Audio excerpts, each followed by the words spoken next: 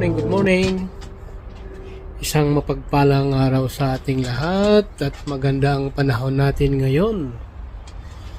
So, maganda nang mag-camping, mag-picnic dito sa ating backyard.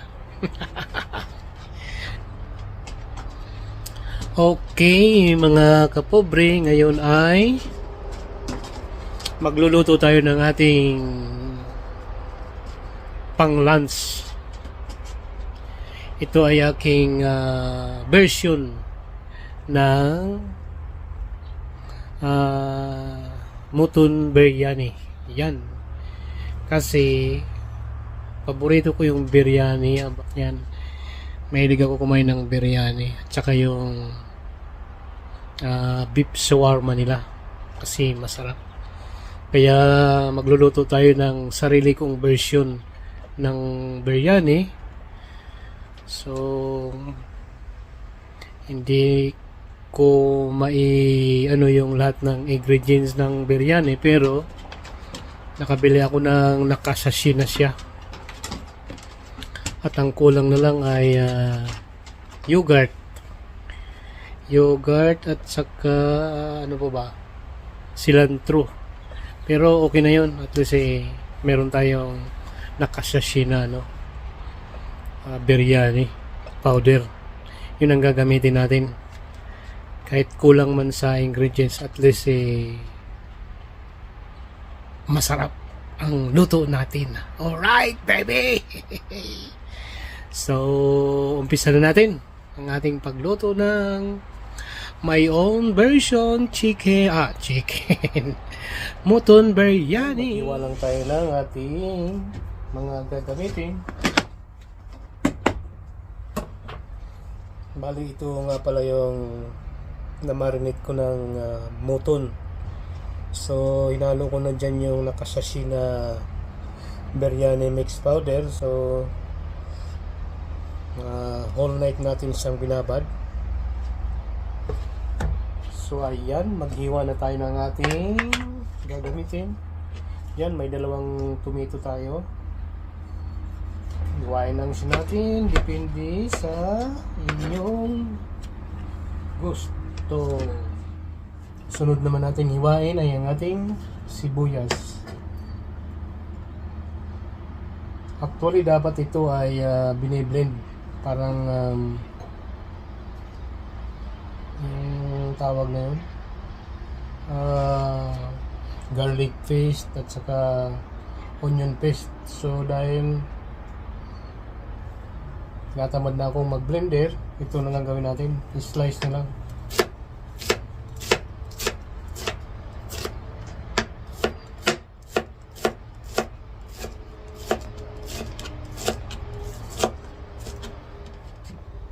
Sunod naman nating hiwain na ito ating garlic.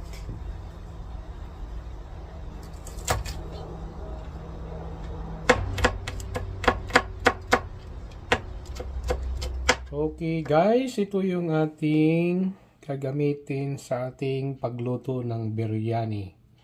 Basmati rice. So ayan. Magsuti na tayo ng bawang at sibuyas. Pero bago yan, lagyan muna natin ang ating yan. Lagay muna tayo ng oil.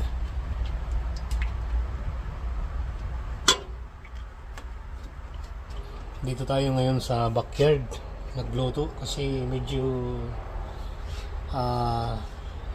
maganda yung panahon. Maano yung simoy ng hangin. Kaya ako naka-jacket kasi medyo malamig ng konti, pero ayos lang. So ayan.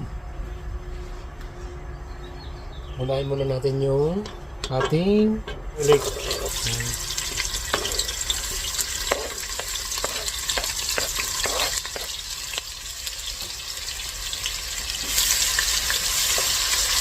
Dapat sana yung gamit natin dito ay yung onion pala ang unahin natin. Onion muna ang unahin natin dito. na dapat sana ay onion paste siya at saka garlic paste dapat. Dahil hindi ko na i-blend, kaya ganito na lang yung ginawa natin.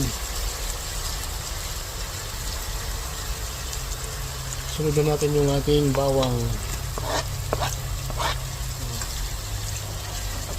Dinamihan ko na yung sibuyas natin para mas masarap. Golden brown lang natin yan. Hanggang yan, lagay na natin yung ating mutton. So ayan, nilagay na natin yung ating na-marinate na mutton. Na-marinate natin, ating ilagay na.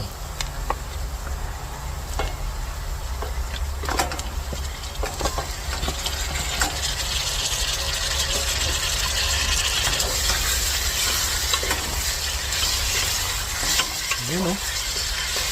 Nalalanghap yung bango ng biryani mix.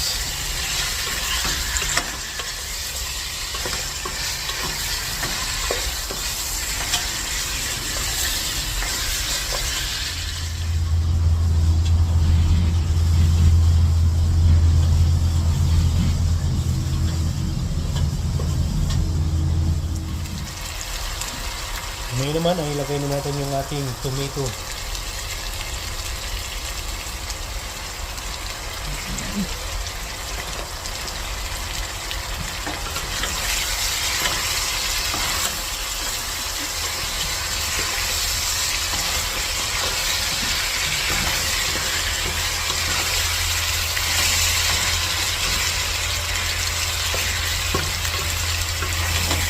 Hintayin lang natin madurog yung ating nilagay na tomato, saka natin lagyan ng tubig at palambutin natin siya.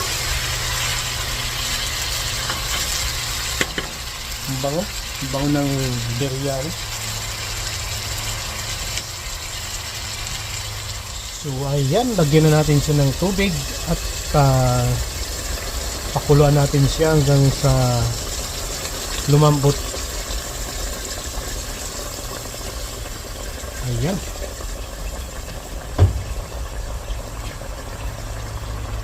Takpan muna natin.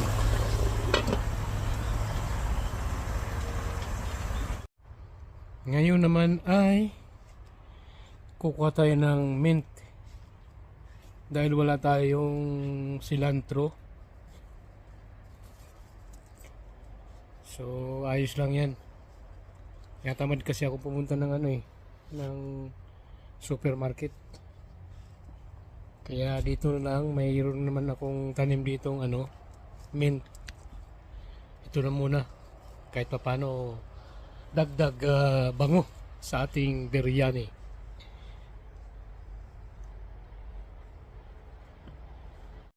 So ito yung tanim nating mint. Ayan, kunti lang yung kukunin natin. Pampabango. Ayan o.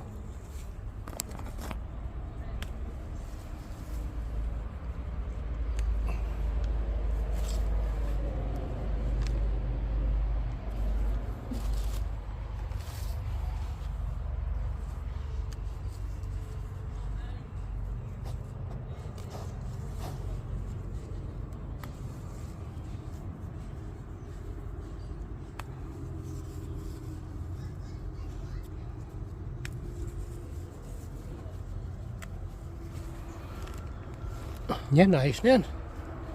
Kunti lang. Meron lang pampabango sa ating biryani. Yan o. Pero meron pa siya rito. Marami dito yun eh. No?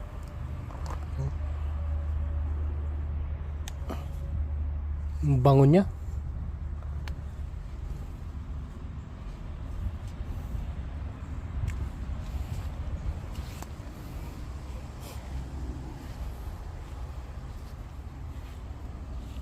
Ito pa siya, marami oh. Yun. Ayan, kalat. So okay na to. mga kapobre. Hugasan lang natin. Tapos pag malapit ng maluto, saka natin ito ilagay. Ikaw, ano man? So, atin ang tingnan yung ating pinapalambot. Kung okay na siya. Oh, bango. Bango naman. Bango naman ang ating biryani version ni Kapobre. Ayan, siguro mga 15 minutes pa. Ilagay na natin yung ating binabad na basmati rice. So, malambot na yung ating lamb. So, ilagay naman natin yung ating binabad na basmati rice. Ito yung binabad nating basmati rice. Ilagay na natin.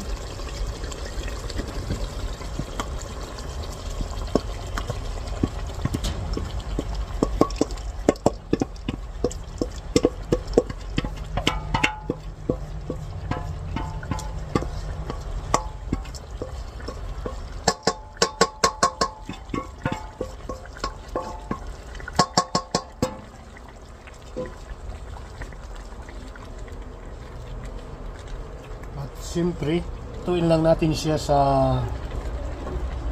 katamtamang apoy lamang. Ayan. Takpan na natin. Samahin ng apoy lamang ang ating pagluluto. Ng kunting pampakulay. Although nalagyan na natin siya ng turmeric powder, so lagyan pa rin natin ng kunting pampakulay para may kulay naman yung ating biryani. Alright, baby!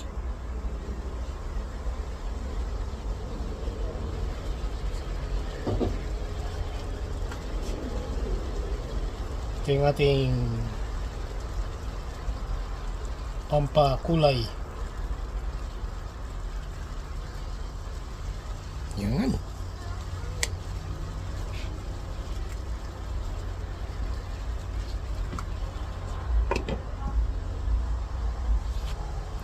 So ayan, tingnan na natin mga kapobre kung okay na yung ating rice na nilagay. I think luto na. So yan, luto na yung ating rice. Mix na lang natin ng konti para yun.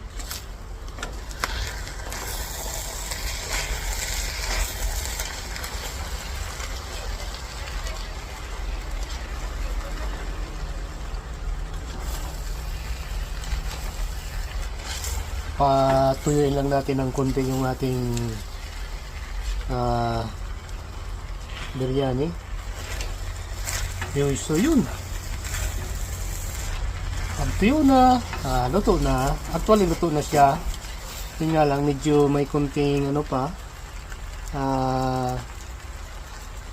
may konting tubig pa. So papatuyuin lang muna natin siya.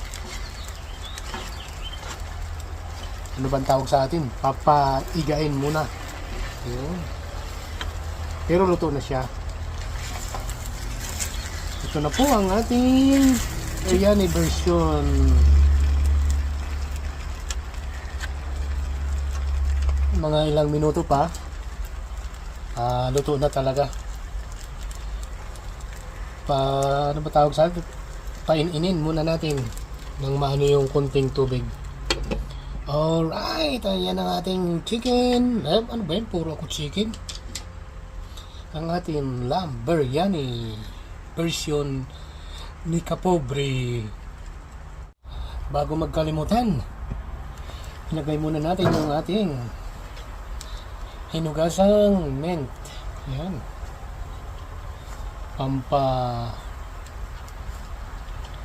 Ano ng amoy. Hindi ko na hiniwa-hiwa. Dapat meron pang cilantro. So dahil tinatamad tayo, yan na lang muna. ayan mga kapobre. Yun, ang bango.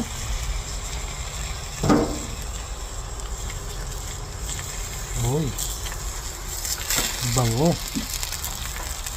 Bango naman natin. Ayan, okay na siya. Medyo tuyo na. Oh.